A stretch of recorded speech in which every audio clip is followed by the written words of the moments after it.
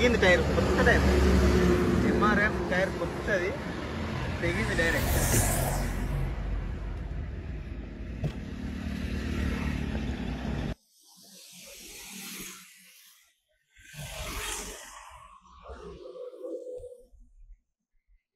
కొత్త టైర్ ఇగో తెగింది. ఎంఆర్ఎఫ్ ఏపిచ్చి కూడా నెల రోజులు కూడా కాలేదు. ఎంఆర్ఎఫ్ టైర్ ఏపిచ్చి కూడా. ఇది ఎందుకు తెగింది అంటే ఇక మీకు చూపిస్తే ఇప్పుడు నేను ఆ లొందు దగ్గరికి వెళ్ళి ఆ లందులో పడి తెగింది హైవే రోడ్డు మీద.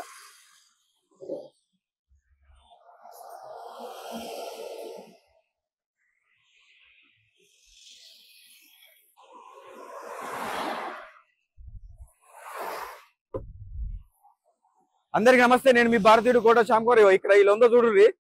దీనివల్ల దీంట్లో పడి నా కారు యొక్క టైర్ పలిగింది కంప్లీట్ గా.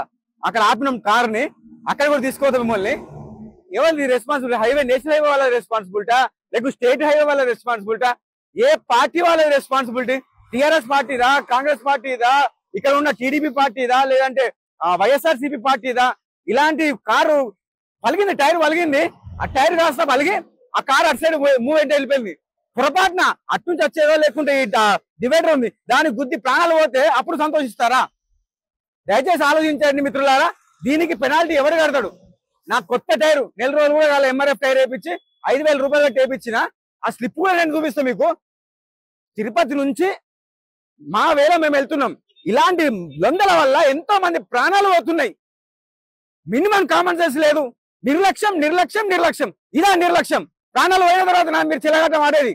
ప్రాణాలు పోయిన తర్వాత ఒక్కొక్క ఎమ్మెల్యే ఒక్కొక్క ఎంపీ వాళ్ళ ఇంటి దగ్గరికి వచ్చి మీకు ఇంత ఎక్స్కేషన్ ఇస్తా, మీకు అంత ఎక్స్కేషన్ ఇస్తా అని అధికార పార్టీ వాళ్ళు, ప్రతిపక్ష పార్టీ వాళ్ళు కూడా అందరు పోయి మీకు ఏం కావాలి, ఏం చేయాలని అడుగుతారు. మనుషులేనా మీరు? అధికారులు ఏమైనా కళ్ళు ముచ్చుకున్నారా? తెలియదు అధికారులకు. ఏం చేస్తారు? గాడిద కాస్తున్నారు ఎమ్మెల్యేలు, ఎంపీలు. గాడిద కాస్తున్నారా కలెక్టర్లు? గాడిద కాస్తుర్రా రోడ్ అండ్ సేఫ్టీ డిపార్ట్మెంట్ వాళ్ళు?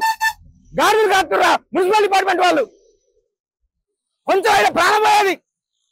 ఏం కడుపు గడ్డ తింటున్నారా కార్డులారా? కొంచెం కూడా సెన్స్ లేదు. మెయిన్ హైవేలకు ఇంత పెద్ద రోడ్డు దగ్గర ఈ గొంతలు ఉంటాయి.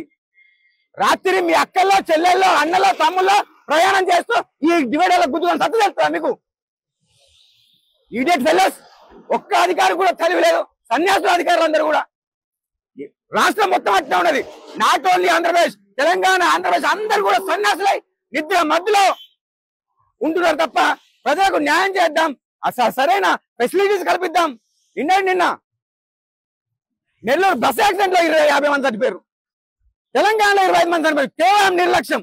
అధికారుల యొక్క నిర్లక్ష్యం వల్లనే ప్రజల ప్రాణాలు పోతున్నాయి. ఇది కామన్ సెన్స్ లేదా? చూసుకోరా. అసలు రోడ్డు ఎక్కడ బాగుంది, ఏ రోడ్డు బాగలేదు. ఫైన్ చేయడానికి మాత్రం ఫోటోలు పట్టుకొని ఆ చెట్ల చాటుకు జాక్కొని ఫైన్ల మీద ఫైన్లు కొడుతుంటారు టిక్ టిక్ అని. మినిమం కామన్ సెన్స్ లేదా? బుద్ధి లేదా? జ్ఞానం లేదా? కడుపు కన్నం తింటలేరా మీరు అందరూ?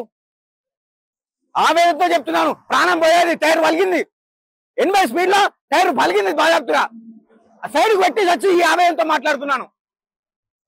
అధికారులారా లేండి, మిమ్మల్ని చెప్పుల్లో కొడతాం. అందరు కూడా ఎమ్మెల్యేలు కొడతాం, ఎంపీలను కొడతాం, మినిస్టర్లను కొడతాం, అధికారులను కొడతాం, చెప్పులతో కొడతాం. బాజాబ్తో చెప్తున్నా. రేపటి నుంచి ప్రతి రోడ్డు మీద చేస్తా ఇట్లానే. దయచేసి అర్థం చేసుకోండి. ప్రజలారా నా ఆవేదన షేర్ చేయండి. ఇజ్జత్ లేని వాళ్ళకన్నా ఇజ్జత్ వచ్చినట్టు చేద్దాం. ఇజ్జత్ లేని రాజకీయ నాయకులకు, అధికారులకు ఇజ్జత్ వచ్చినట్టు చేద్దాం. మనమన్నా ఇలాంటి బొందలు లేకుండా చూసుకుందాం, ఎవరి ప్రాణాలు పోకుండా చూసుకుందాం. దయచేసి షేర్ చేస్తారని, నా ఆవేదన తెలియజేస్తారని. జై హింద్, జై భారత్. మీ భారతీయుడు కోట శ్యామ్కుమార్. ఇగో ఇది వెంకటరాజ్ పాలెం దగ్గర జరిగింది. ఇక్కడ నుంచి అబ్జర్వ్ చేస్తే మీరు అటు చూపియండి కొంచెం ఒకసారి. రాజు గారు చూపిరా. లేవు అక్కడ నేను సెట్ చేసి వచ్చిన. మళ్ళీ ఇవన్నీ కూడా అవన్నీ కొంచెం టర్నింగ్ చేసి అవన్నీ సెట్ చేసి వచ్చిన. ఇంకెవరికి ఇబ్బంది కలగద్దు, ఎవరికి బాధ ఉండద్దని, ఎవరి ఫ్యామిలీ కోల్పోవద్దని చెప్పి అక్కడ ఉన్న అన్ని బార్గెట్ కొంచెం సైడ్ కానీ అన్ని సెట్ చేసుకొని వచ్చిన.